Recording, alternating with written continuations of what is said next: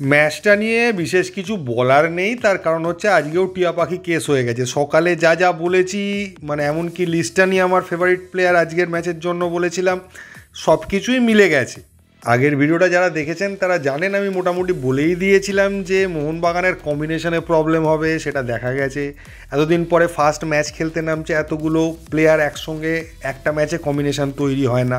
বলেছিলাম মোহামেডানের স্পিড দিয়ে মোহনবাগানকে টেক্কা দেওয়ার চেষ্টা করবে, ওদের চোরা গতি আছে। তো গোলটা যেটা করেছে সেটা সেকেন্ড প্লেয়ারটা যে ফলো করেছিল সে বিশাল স্পিডে এসে ঢুকেছিল। অবশ্যই মোহনবাগান ডিফেন্সের ল্যাপস ছিল, সেটা অস্বীকার করার কোনো জায়গাই নেই।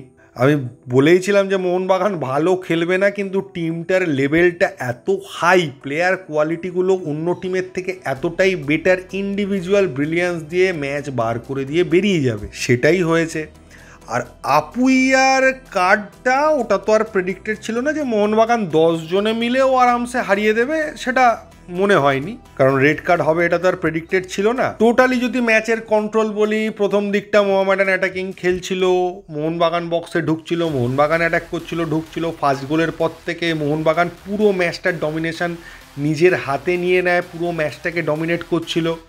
এরপরে আপুইয়ার রেড কার্ডটা হয়েছিল একদম ফার্স্ট হাফের শেষের দিকে, যার ফলে ওই আপুইয়ার আপুইয়া চলে যাওয়ার যে ইম্প্যাক্টটা সেটা ফার্স্ট হাফে কিছুই বোঝা যায়নি। সেকেন্ড হাফ শুরু থেকে তার ইম্প্যাক্ট বোঝা যাচ্ছিল, এবং অন্যান্য প্লেয়াররা নিজেদের পজিশান চেঞ্জ না করার জন্যই বলতে পারেন কিছুটা আমরা গোলটা খেয়েছি।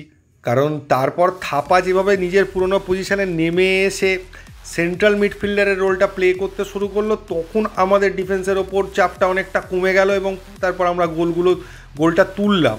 যদিও প্রচুর গোলই হতে পারতো, মোহনবাগান 5টা গোলও দিতে পারতো। সুহেল যেরম লেভেলের মিস করেছে, উল্টো দিকে দেখলে মোহামেডান যে কয়েকটা শট নিয়েছে দূর থেকে, যেটার কথা আজকের ভিডিওতে আমি বলেছিলাম, ওরা দূর থেকে শট নেওয়ার একটা টেন্ডেন্সি আছে। বিশাল অসাধারণ কয়েকটা সেভ করেছে, আবার বিশাল অসাধারণভাবে একবার বল গলিয়ে গোল খাইয়ে দিচ্ছিল, যেখানে দীপেন্দু কোনো রকমে বলটাকে ক্লিয়ার করে দেয়। প্রথমে কয়েকটা পজিটিভ পয়েন্ট বলি ম্যাচটা নিয়ে, যাদের যাদের খেলা আমার খুবই ভালো লেগেছে। কিয়ান নাসিরির খেলা আমার খুবই ভালো লেগেছে। Liston Colaco as usual, Liston আরও ভালো খেলতে পারতো। লিস্টনের অ্যাপ্রোচটা আমার কিছুটা হলেও ক্যাজুয়াল লেগেছে। অভিষেক সিং যেরকম এক্সপেকটেশন ছিল সেরকমই খেলেছে।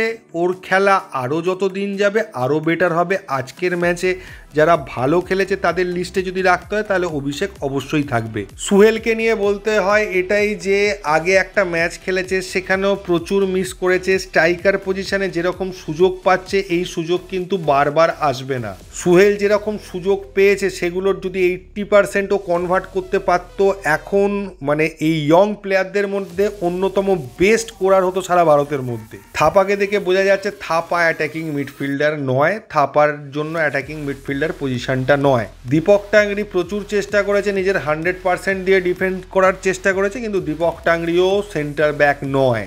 মানে আপাতত এখন সে অনেকদিন সেন্টার ব্যাক খেলছে না, তাই এই মুহূর্তে সেন্টার ব্যাক পজিশনে ও যে খুব সলিডিটি দিতে পারবে এটা আমার আজকের খেলা দেখে মনে হয়নি। দীপেন্দু একটু আমার কেন জানি না ওভার কনফিডেন্স লেগেছে দীপেন্দুর খেলা দেখে।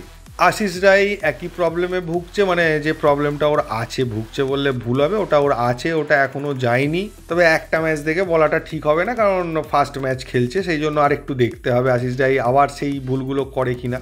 আর লাস্ট বলবো আপুইয়া দায়িত্ব নিয়ে আমাদেরকে বিপদে ফেলে দিয়েছিল। ওই ইনসিডেন্টটার কোনো প্রয়োজন মাঠে ছিল না, সেটা তো হলো। এর সঙ্গে যেটা হলো, আপুইয়া কিন্তু মনে হচ্ছে, আমি যতদূর জানি, আপুইয়া কিন্তু আর গ্রুপ লিগের কোনো ম্যাচই খেলতে পারবে না, কারণ ও ডাইরেক্ট রেড কার্ড খেয়েছে। 2টো ইয়েলো থেকে রেড কার্ড নয়, তাই আশা করি ও 2টো ম্যাচ সাসপেন্ড থাকবে। আর আমাদের গ্রুপ লিগে আর 2টোই ম্যাচ আছে, যদিও মনে হয় না কোনো এফেক্ট পড়বে, কারণ থাপা দীপক টাংরি যদি মিডফিল্ডে ফিরে আসে, সাহাল তো আসছে অ্যাটাকিং মিডফিল্ডের জায়গাটায়, না হলে যদি মনবীরও চলে আসে, কিয়ান অ্যাটাকিং মিডফিল্ডারের জায়গাটায় খেলে দেবে। সুভাশিস এলে সুভাশিস দীপক টাংরির জায়গায় সেন্টার ব্যাক খেলে দেবে। যদি নাও খেলে, দীপক টাংরিও যদি সেন্টার ব্যাক খেলে, সেক্ষেত্রে থাপা তো পেছিয়ে আসছে সাহাল এলে, না হলে মনবীর এলে, কেউ মানে অসুবিধে কিছু হবে না। মানে আপুইয়ার কোয়ালিটিটা মিস করবো অবশ্যই। আপুইয়া যে কোয়ালিটির প্লেয়ার, সেই কোয়ালিটি কি আর অন্য কেউ দেখাতে পারবে, সেটা আলাদা বিষয়। কিন্তু মোহনবাগানের অ্যাজ সাচ কোনো প্রবলেম হবে না, কারণ প্রচুর প্লেয়ার অ্যাভেলেবেল রয়েছে।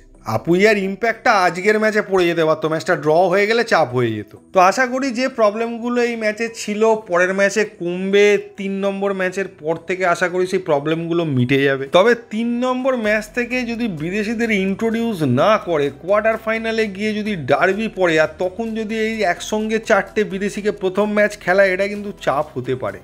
কারণ সে দেশি হোক বিদেশি হোক যে কোনো প্লেয়ারই হোক, প্রথম দুটো ম্যাচ কিন্তু একটু ফাম্বেল হবে। ঠিক যেমন আজকের ম্যাচে কিয়ান নাসিরি, সোহেল ভাট, দীপেন্দু এদের খুব একটা প্রবলেম হয়নি, এরা খেলে আসছে, বলতে পারেন একটা করে ম্যাচ খেলে নিয়েছে। বাকিদের কিন্তু ফাম্বেল হয়েছে, যত বড়ই প্লেয়ার হোক প্রত্যেকেরই অল্প বিস্তর ফাম্বেল হয়েছে। তো যাকে এটা নিয়ে আর বেশি আলোচনা করে লাভ নেই, যা হওয়ার হয়ে গেছে। ম্যাচ তো আমরা জিতে গেছি, 3 পয়েন্ট পেয়ে গেছি, এটাই টার্গেট ছিল। পরের ম্যাচটা নিয়ে ভাবনা চিন্তা করতে হবে। তো আজকে এনজয় করুন, এই ভিডিওতে এইটুকুই। থ্যাংক ইউ, ধন্যবাদ এবং জয় মোহনবাগান।